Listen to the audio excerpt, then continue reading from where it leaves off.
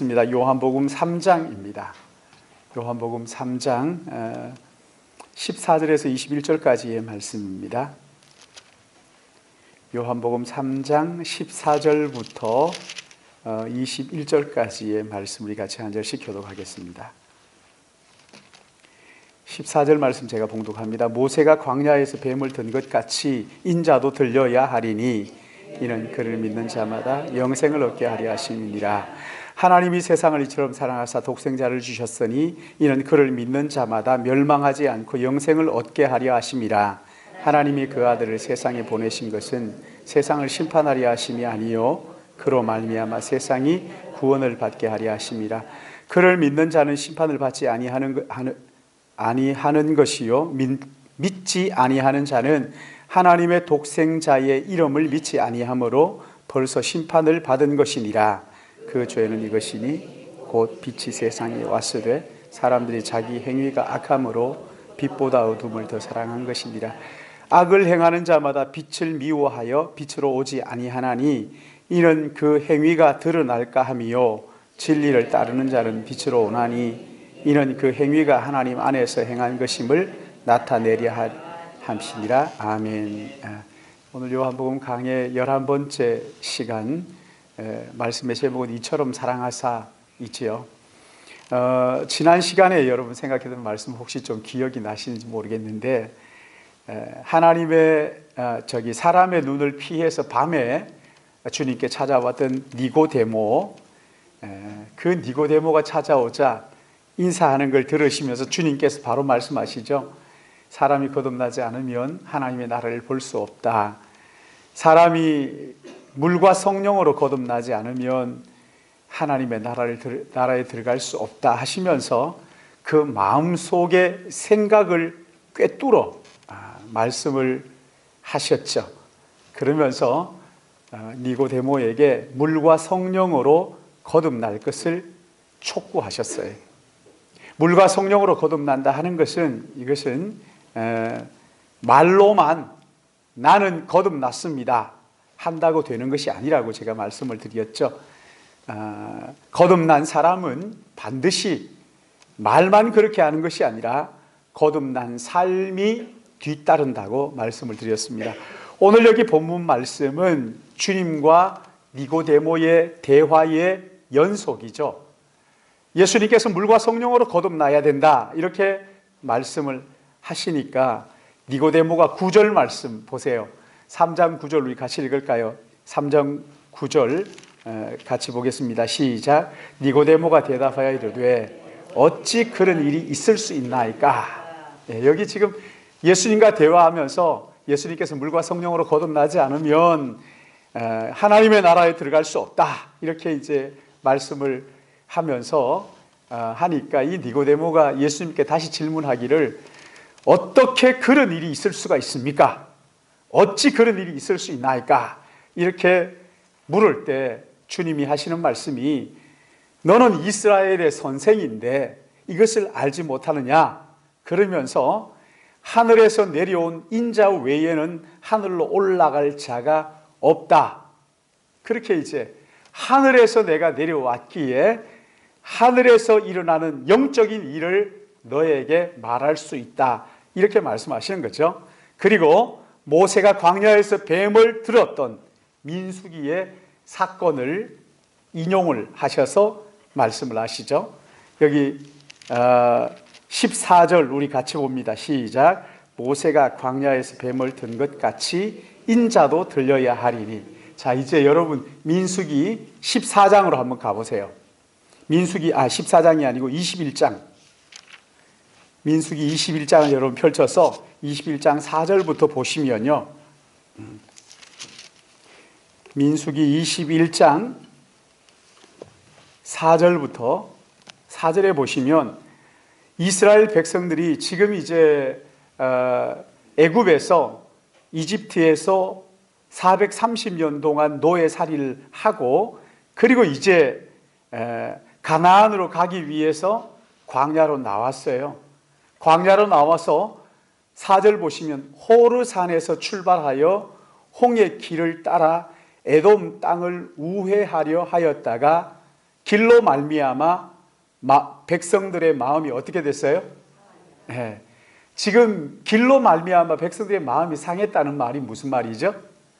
그러니까 길을 어디로 갈 것인가 하는 것을 가지고 이쪽으로 갈까 저쪽으로 갈까, 이거 좀 그 에돔을 거쳐서 가면 좋겠는데 에돔이 안 된다 그런 거죠. 그러니까 돌아서 우회해야 되겠다, 에돔 땅을 우회해서 가야 되겠다 하는 이 문제 가지고, 아니 더 빠른 길을 갈 수 있는데 왜 이렇게 가야 되느냐, 그것 때문에 다툼이 났어요. 그래서 백성들의 마음이 상하게 된 거예요.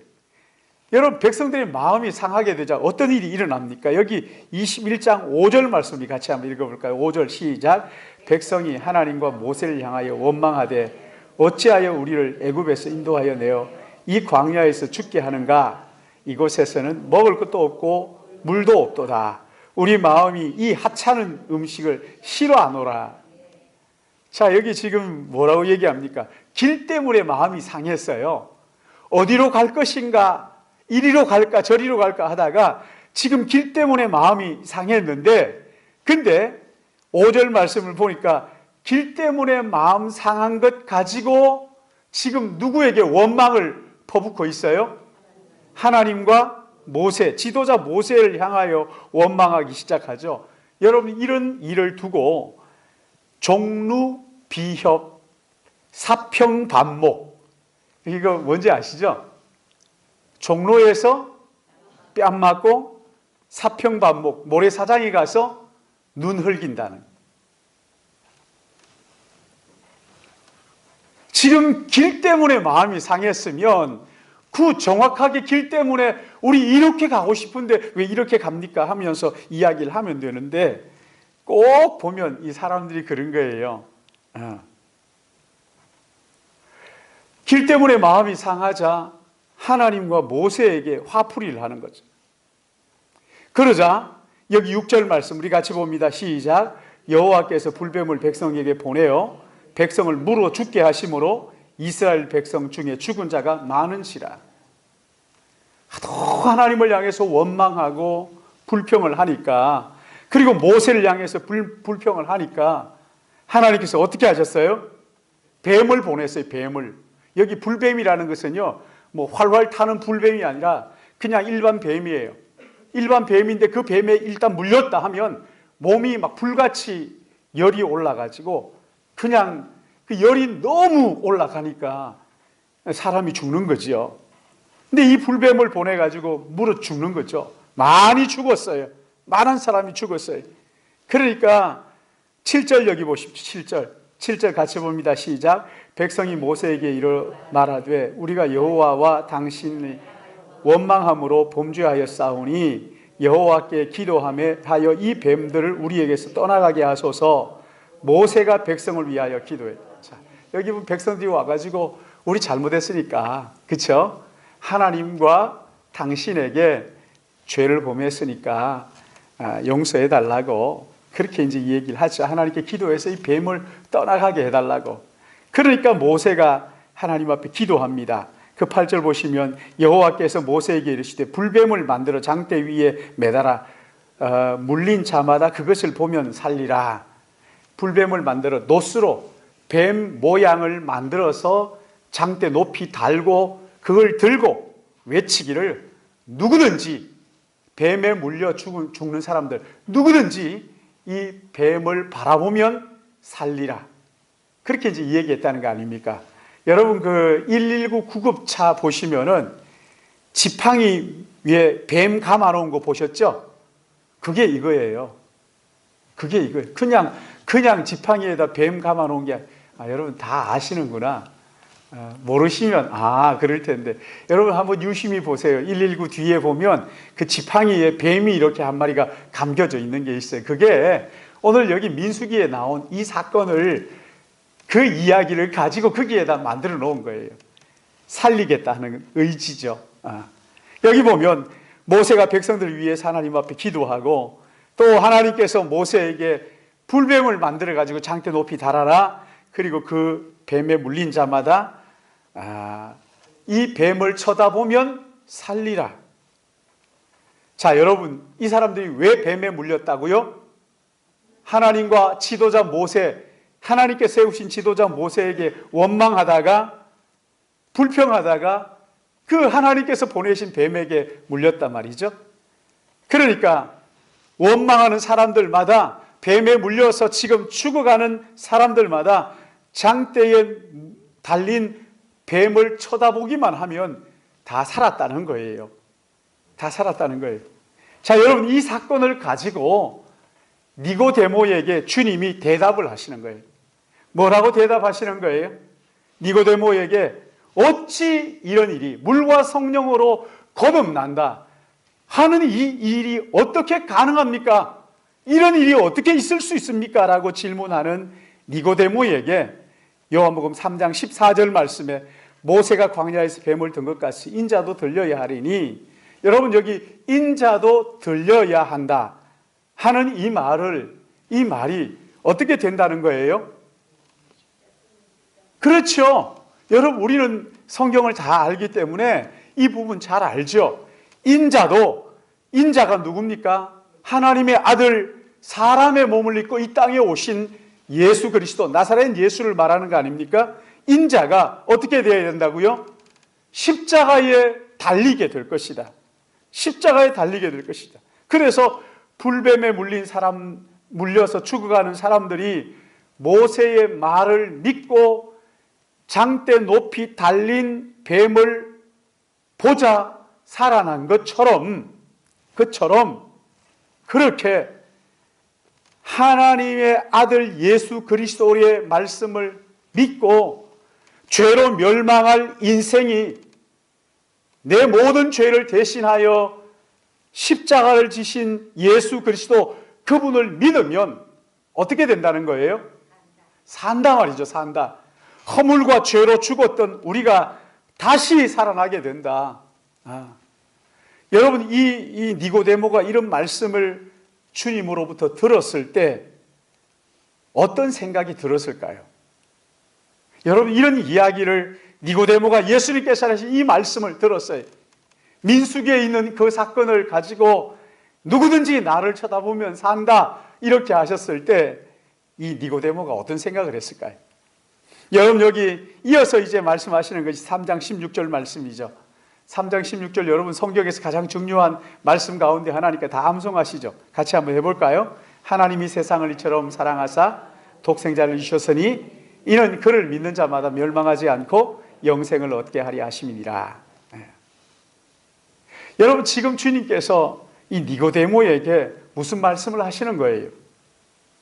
하나님은 유대인들만 사랑한다고 생각하는 이 니고데모에게 하나님은 온 세상을 사랑하신다, 그렇게 말씀하시죠. 그렇죠?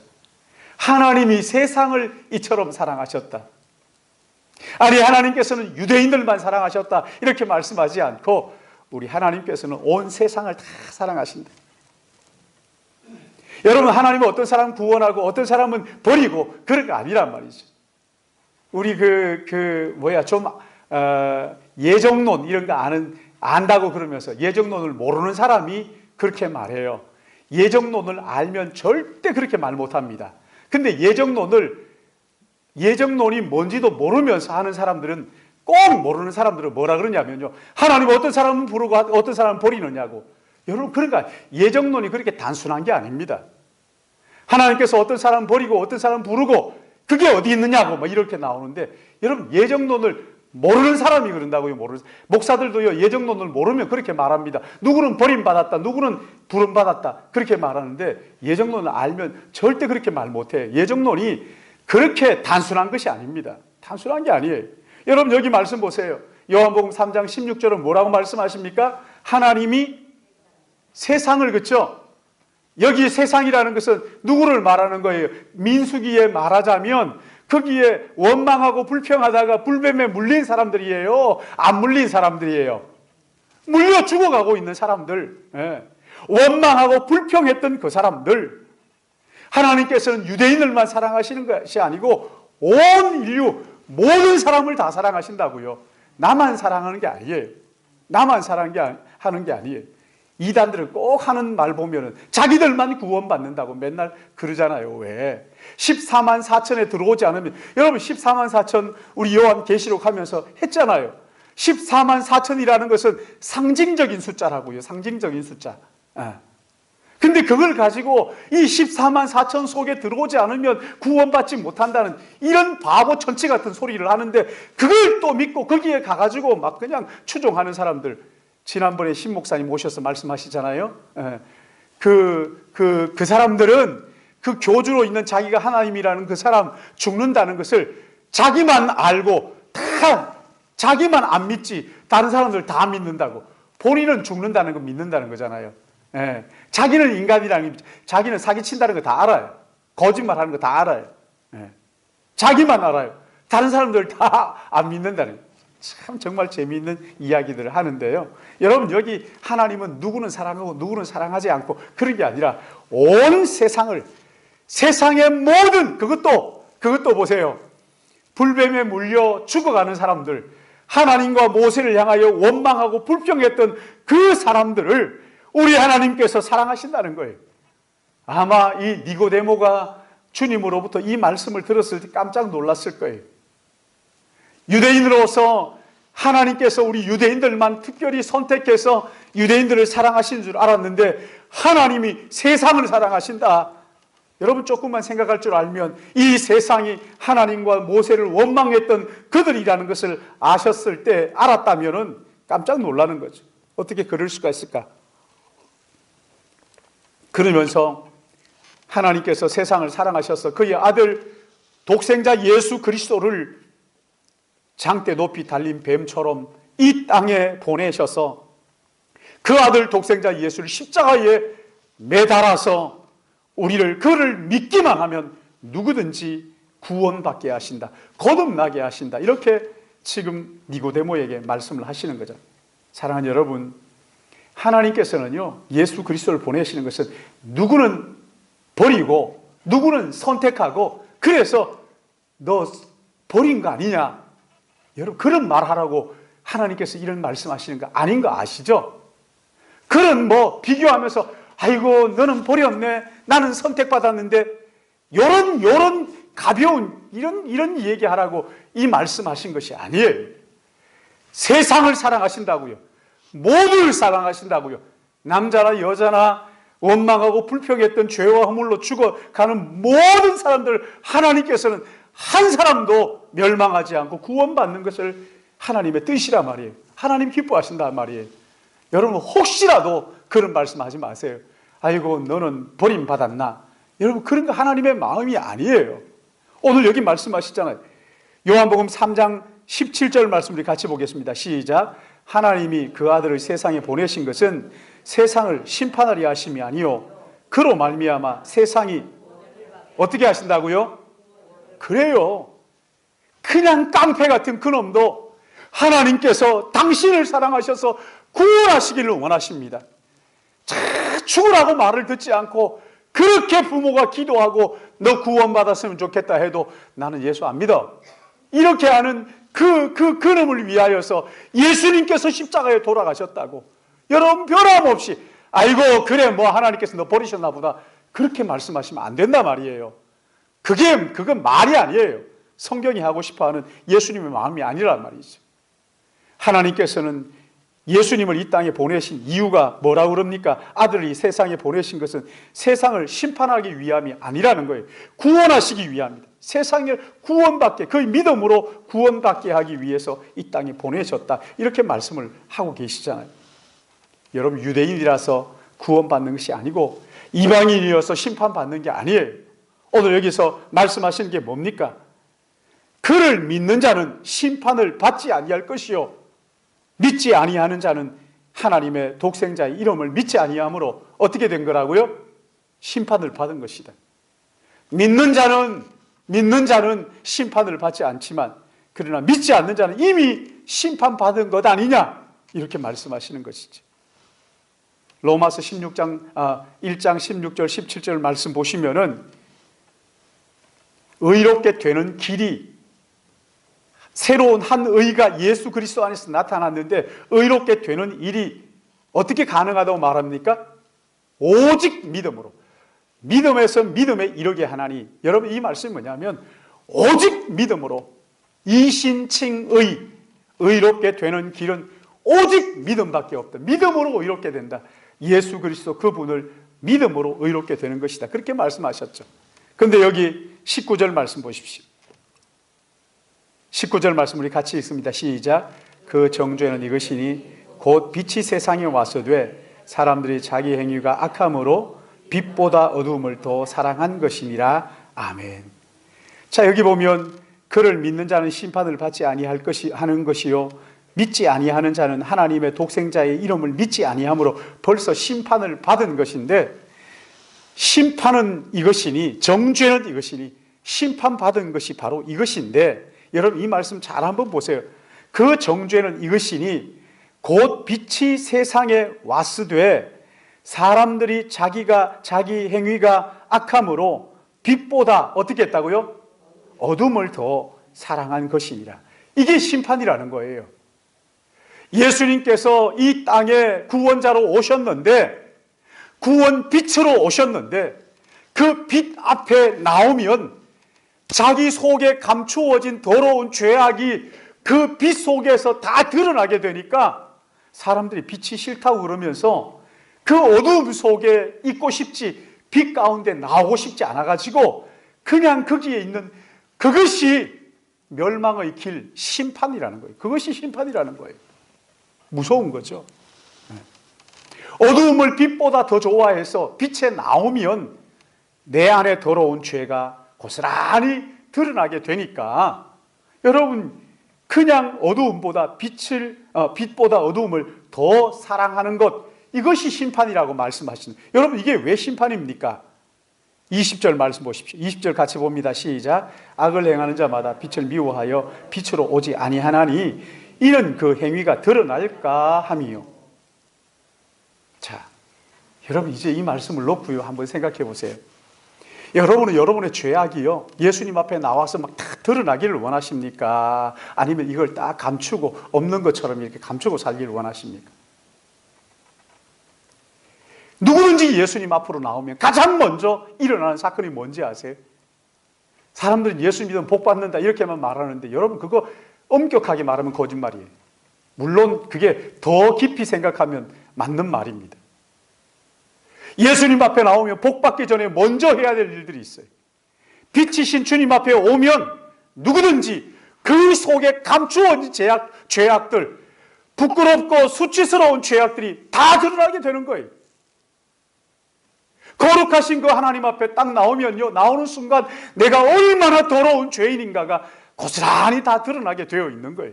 마치 깜깜할 때 감추어진 더러운 것들이 빛 가운데 나오면 환히 드러나는 것처럼, 예수님이 내 안에 들어오시면, 주님이 내 안에 들어오시면 첫 번째 일어나는 일이 뭐냐면 나는 죄인입니다, 나를 떠나소서, 이게 일어나는 거예요. 여러분 이게 진짜 주님이 내 안에 오신 거예요. 자, 여러분 한번 생각해 보세요. 예수님께서 내 안에 오셔서 내가 더러운 죄인이고 수치스러운 죄가 드러나기를 원하십니까? 아니면 주님 내게 오시지 않고 내가 그저 어두움 가운데 있으면서 그저 그래도 괜찮은 사람이지 이렇게 하고 살기를 원하십니까? 여러분 우리의 죄가 드러나지 않으면요 내가 얼마나 더러운 죄인인가를 몰라요. 자기가 그저 괜찮은 사람인 줄 알아요. 그러면 여러분 그 사람은 이 땅에 사는 동안이 어떻게인지 모르겠어요. 그러나 예언하건대 그 사람 결국 망합니다. 멸망해요. 하나님 앞에 회개하지 않고 자기의 죄를 깨닫지 못하면 그 죄와 함께 영원한 지옥으로 가게 되는 거예요. 사랑하는 여러분, 죄가 드러나지 않는 것, 이것은요 저주예요. 심판이에요. 심판. 무서운 거예요. 여러분 멸망할 죄를 가진 사람은 누구든지 예수 그리스도 앞으로 와야 돼요. 빛 가운데로 나와야 돼요. 그래서 그 죄가 드러나야 사는 거예요. 아멘입니까? 드러나야 사는 거예요. 자기의 죄가 감추어져서 없는 것처럼 하면서 거룩한 척 하면요 결국 그 사람 망하는 거예요.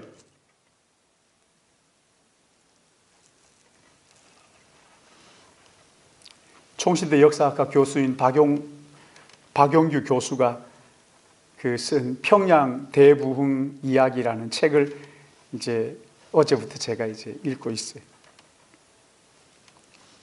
평양 대부흥 1907년도 있었던 그 부흥이 있기 전에 수많은 그 기도하는 이야기들이 그 가운데 있고 그 부흥을 경험한 이야기들이 나오는데 1890년대에 그 선교사님들이 조선에 와서 복음을 전하느라고 26살짜리 그 누구예요? 토마스 선교사님이 결혼을 막 하고 들어와 가지고 23살짜리 와이프가 한국에 들어와 가지고 죽어요. 조선 땅에 와서 죽습니다.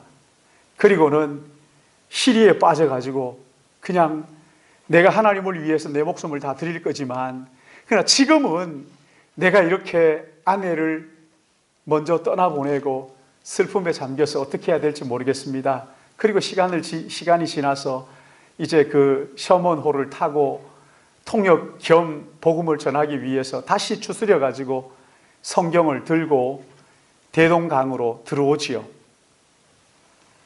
거기에서 토마스 선교사가 26살에 순교를 하게 됩니다.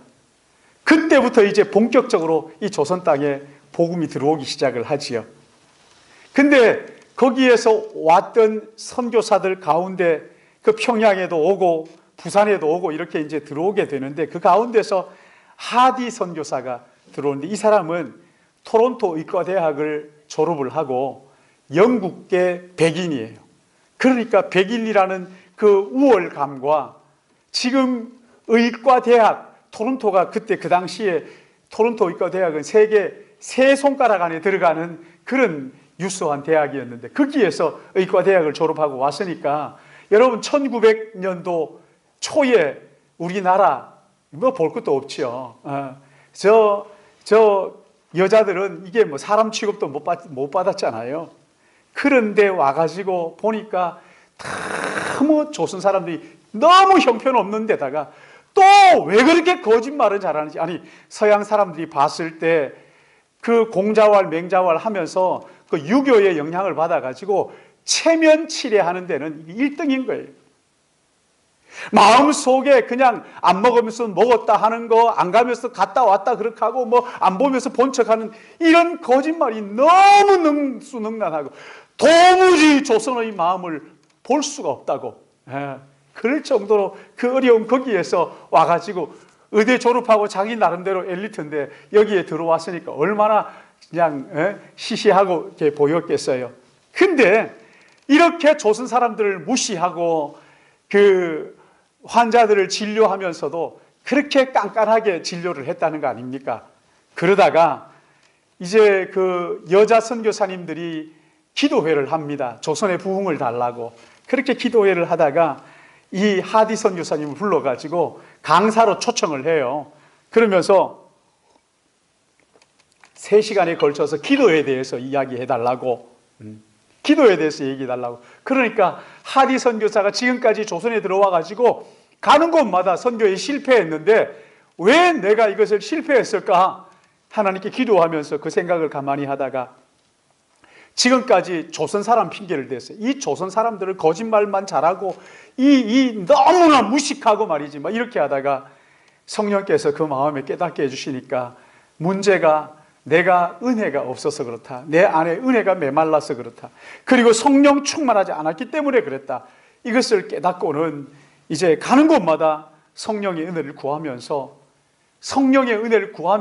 하는데 성령께서 내 안에 들어오시자 가장 먼저 이 하디가 깨닫게 된 게 뭐냐면 내가 죄인이라는 거죠. 내가 조선 사람을 무시했습니다. 무식하다고 내가 함부로 했습니다 하면서 가가지고 말씀을 전하면서 회개를 합니다. 내가 죄인입니다. 그러면서 성령의 기름 부으심을 간절히 구하니까 가는 곳마다 자기의 부끄럽고 수치스러운 그 죄를 고백하는 게 뭐 그렇게 즐겁겠어요. 그러나 그것을 고백하니까 그 고백을 듣는 사람들이 그 고백을 듣고는 성령께서 그 마음속에 역사하시니까 견딜 수가 없는 거예요. 자기 안에 있는 죄악을 고백하고 싶어가지고 견딜 수가 없어요. 그래서 하디가 자기의 죄를 고백하니까 거기에 듣고 있던 길선주 장로죠. 그 길선주 장로가 벌떡 일어나가지고 자기의 죄를 고백하는 거예요. 그러니까 그 또 옆에 있는 또 다른 사람들이 자기의 죄를 고백하고, 그러면서 그 죄를 고백하고는 그냥 거기 기록에 보면은 평양이 떠나가도록 짐승처럼 울부짖었다는 거예요. 주여 나는 죄인입니다. 주여 나는 망할 죄인입니다. 이러면서요 펑펑 울면서 그 평양 시내가요 문을 다 닫고, 그것 때문에 학교마다 이런 일들이 일어나고, 그냥 모여서 찬송하고 말씀을 나누면 거기에서 말씀을 듣다가 자기의 죄를 숨겨놓고 견딜 수 없어가지고 벌떡 일어나가지고 나는 이런 죄를 지었습니다. 심지어 거기에 경찰관이 왔다가 경찰관이 그 죄를, 자기 죄를 고백하니까 이놈의 도둑놈들 다 잡아야 되겠다 하고 이제 거기에 온 거예요. 왔다가 그 말씀을 듣는 중에 이 사람이 은혜를 받은 거예요. 그러면서 나는 평양의 순사인데 이 도둑놈들이 하도 자기 죄를 고백한다고 해서 붙잡으러 왔었는데 아니 내가 죄인입니다. 그러면서 거기에서 펑펑 울면서요. 그리고 예배를 마치고 돌아가라고 그러면요 수천 명이 모였다가 500명 돌아가고 600명이 남아가지고 거기서 밤을 새워서 울면서 펑펑 울면서 하나님 앞에 기도하는, 여러분 그게요 이 평양 대부흥 운동이라고요. 자기의 죄를 도무지 감추어 놓을 수 없어가지고 하나님 앞에 고백하기 시작한, 그러면서 여러분 그 죄를 고백하자 하나님께서 그를 붙들고 성령을 기름 부어 주시니까 그의 모든 죄를 사하심으로 말미암아 명랑하게 되는 그 마음속에 참된 평화, 그 무엇도 줄 수 없는 그 평안이 그 마음속에 임한 거거든요.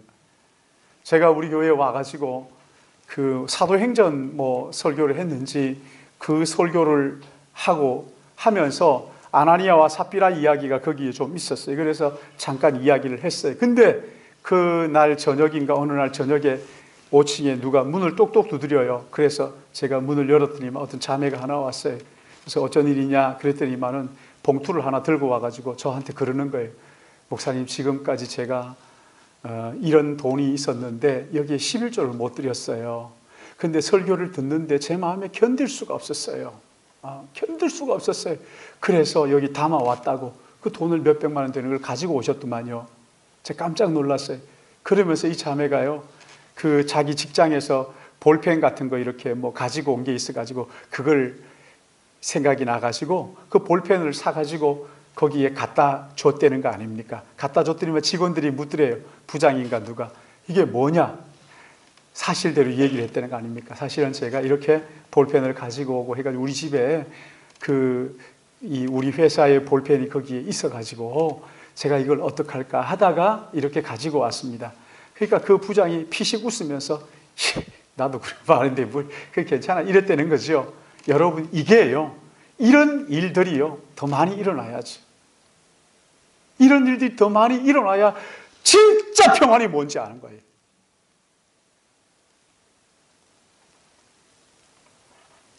여러분 이 1607년 우리나라에 일어났던 이 대부흥 운동은요 자기의 부끄럽고 수치스러운 죄를 빛이신 예수 그리스도 앞에 나와서 그걸 다 드러내놓는 거예요. 나는 이런 죄인입니다. 이런 더러운 죄인입니다. 그리고 하나님께서 그 죄를 씻어주시는 예수 그리스도 안에서 사시는 그 놀라운 은혜를 끌어안고 감격스러워하는, 여러분 그 평안이 얼마나 놀라웠겠어요. 그 평안이 얼마나 대단했겠어요. 적당히 속이고도 아무렇지도 않은, 여러분 그러니까 그 마음속에 진짜 평안이 어떻게 알 수 있단 말입니까? 아니 죄가 그 마음속에 해결되지 않았는데 어떻게 하나님의 평안이 거기에 임할 수가 있단 말입니까? 불가능한 거죠. 여러분 성령이 우리에게 오시면 자기의 죄악을 솔직하게 고백하게 되는 거예요. 그리고 하나님으로부터 용서의 확신을 받게 되는 거예요. 그럴 때 여러분 우리의 마음속에 하나님께서 평안이 무엇인지, 참된 평안, 진짜 평안, 이것이 뭔지를 깨닫게 하시는 것이지. 자신의 부끄러운, 수치스러운 죄악, 여러분 이것은요, 주님 앞에 와서도 드러내지 않는다. 여러분 이거 정말 심각한 거예요. 저는 요즘 늘 그런 생각, 안타까운 마음으로 주님, 이 땅에 다시 한번 부흥의 역사가 일어나게. 부흥은 사람들 많이 오는 게 아닙니다. 그런 게 아닙니다. 그런 게 아니라 진짜 부흥은요, 여러분 각자가 예수 그리스도 앞에서 나의 작은 죄도 용납할 수 없어서 주님, 나는 이것이 참 부끄러운 죄인입니다 하면서 하나님 앞에 고백하지 않을 수 없는 거예요. 어떤 죄도 내 안에 들어와서 이 죄가 그냥 뭉기적거리고 내 안에 있게 할 수가 없는 거예요. 빛 앞에 나와서 나의 부끄러운 수치가 다 드러나게 돼야 되는 거예요. 그렇게 하게 될 때 우리 안에 생명의 길이 열리게 되는 거예요. 여러분 자신의 죄가 드러나지 않는다고 좋아하는 것은 망하는 길이에요. 그러니까 나의 죄가 빛이신 예수 그리스도 앞에서 드러나는 것, 여러분 이게 복인 줄로 믿으시기 바랍니다. 내가 더러운 죄인이라는 것을 깨닫는 이것보다 더 큰 복이 어디 있어요? 다른 데 가가지고 그 얘기 해보세요. 나 죄인입니다. 그러면 그래 무슨 죄를 지었어요? 여기 그럼 감방으로 들어오세요. 이렇게 할 거 아니에요. 교회에 와서 하나님 앞에 여러분의 죄악을 고백해 보세요.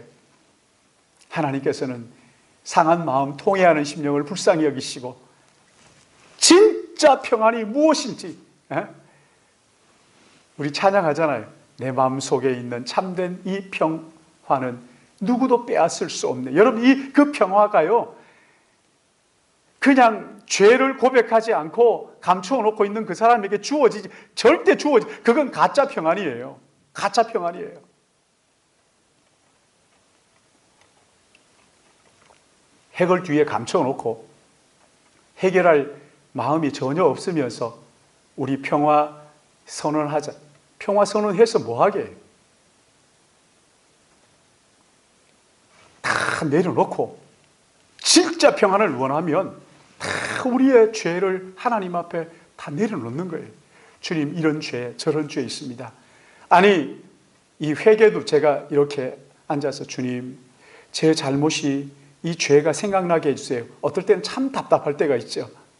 성령의 은혜가 아니면 회개가 내 마음대로 되지 않습니다. 그렇잖아요. 그렇다면 여러분 어떻게 해야 됩니까? 하나님 앞에 정말 주님 오셔서 빛 앞에 내 죄가 드러남으로써 예수 그리스도가 나의 구주와 주님으로 믿어지고 그 주님 앞에 내 죄를 다 내려놓음으로써 진정한 평안이 내 마음속에 있기를 원합니다. 사모하면서 하나님 앞에 기도해 보세요. 성령께서 우리에게 은혜를 베풀어 주시는 거예요. 오늘 여기 21절 말씀 보십시오. 21절 우리 같이 봅니다. 시작. 진리를 따르는 자는 빛으로 오나니 이는 그 행위가 하나님 안에서 행한 것임을 나타내려 하니. 진리 안에 있는 사람은요, 예수 그리스도 그가 나의 죄를 위하여 십자가에 죽으신 메시아라는 것을 믿는 사람은 오늘 여기 21절 진리를 따르는 자는 빛으로 오나니 빛으로 나오는 거예요. 그리고 나의 모든 죄를 대신 지신 예수 그리스도 그분 앞에 내가 죄인이라는 것을 고백하며 그분의 공로로 말미암아 내가 용서받았다는 것을 가지고 평안을 누리는 것이지. 진리를 따르는 자는 빛으로 오나니 이는 그 행위가 하나님 안에서 행한 것임을 나타내려 하려 함이니라. 진리 가운데 있는 분들은 하나님 앞에 나옵니다. 그리고 자기의 죄를 진실하게 고백합니다. 그 평양 대부흥에 있었던 그 특징이요, 우리가 하나님 앞에만 회개합니다 이렇게 해가지고 회개되는 게 아닙니다. 그런 게 아니었어요. 하나님 앞에 회개하고 그리고 그 선교사 조사로 있으면서 그 계란을 심부름 시키면은 그게 구전인데 구전 1전 2전 구전인데 이 친구는 가가지고 늘 뭐라 그러냐면 11전이라고 그렇게 선교사한테 이야기를 한 거예요. 그래가지고 자기가 이제 이렇게 돈을 좀 모았다는 거예요. 450전인가 하여튼 그렇게 모았다는 거죠. 근데 이 사람이 그 회개하는 거기에 가서 자기도 은혜를 받고 고백을 하는 거예요. 나는 이렇게 9전짜리 계란을 요리사로 일하면서 9전짜리 계란을 사오면서 늘 11전 주고 샀다고 했습니다 하면서 그 차액을 가지고 내가 이만큼 됐는데 하면서 그걸 가지고 선교사님에게 갖다 드립니다. 여러분 그랬어요 그때는. 그리고 그걸 갖다 주면서 그 마음속에 여러분 아유 아깝게 그걸 갖다 줬나 이게 아니죠, 그렇죠? 그걸 갖다 주면서 얼마가 됐든지 뭐 그게 얼마나 큰지 모르겠어요. 그걸 갖다 주면서 그 마음 속에 돈으로 살 수 없는 평안과 기쁨이 얼굴이 달라지는 거죠. 확 달라지는 거죠. 뭐 얼굴이 달라지. 여러분 그 이야기가 요한복음에 나오잖아요. 누구 얘기예요? 삭개오 얘기 아닙니까? 삭개오 얘기. 내가 토세가 그 있으면 4배나 갚겠나이다. 내 재산 다 팔아가지고 반을 팔아서 가난한 자들에게 나누어 주겠습니다.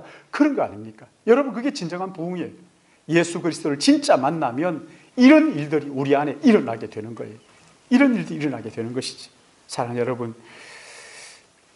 여러분은 언제 우리의 더럽고 추악한 죄를 밝히는, 드러내는 예수 그리스도의 빛 앞에 나가셨습니까?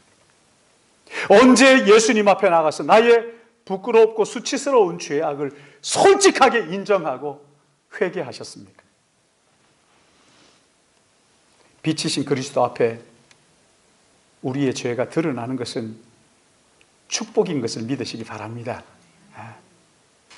하나님이 세상을 이처럼 사랑하사 독생자를 주셨으니 이는 누구든지 저를 믿는 자마다 멸망하지 않고 영생을 얻게 하시는 그 시작이 빛이신 주님 앞에 나와서 자기의 부끄럽고 수치스러운 죄악을 고백하는 거라 말이지.